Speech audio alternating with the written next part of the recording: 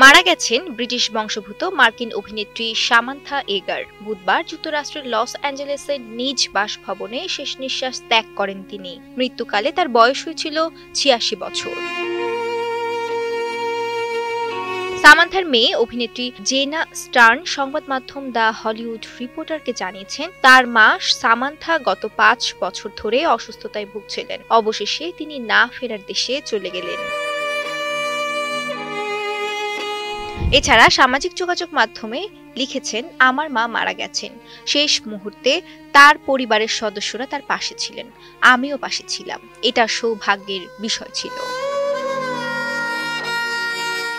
পদ্মা সেতু, metro rail এবং elevated expressway নির্মাণের গর্বিত অংশীদার বসুন্ধরা সিমেন্ট। ১৯৩৯ সালে ৫ মার্চ লন্ডনে জন্ম নেওয়া সামান্থা এগার অভিনয় জীবন শুরু করেন শেক্সপিয়ার থিয়েটারের মঞ্চে। তবে ১৯৬৫ সালে উইলিয়াম ওয়ালায়ার পরিচালিত থ্রিলার দ্য কালেক্টর চলচ্চিত্রে অভিনয়ের মধ্য দিয়ে তিনি বিশ্বজোড়া খ্যাতি অর্জন করেন।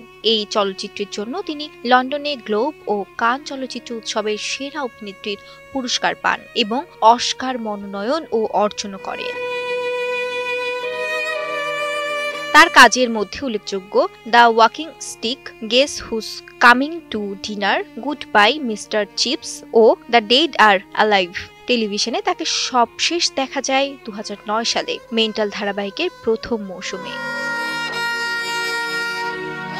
ব্যক্তিগত জীবনে তিনি ১৯৬৪ সালে অভিনেতা টম স্টার্নকে বিয়ে করেন। তার ২ সন্তান প্রযোজক নিকোলাস স্টার্ন ও অভিনেত্রী জেনা স্টার্ন। শ্রেয়া রায়, কালের কণ্ঠ।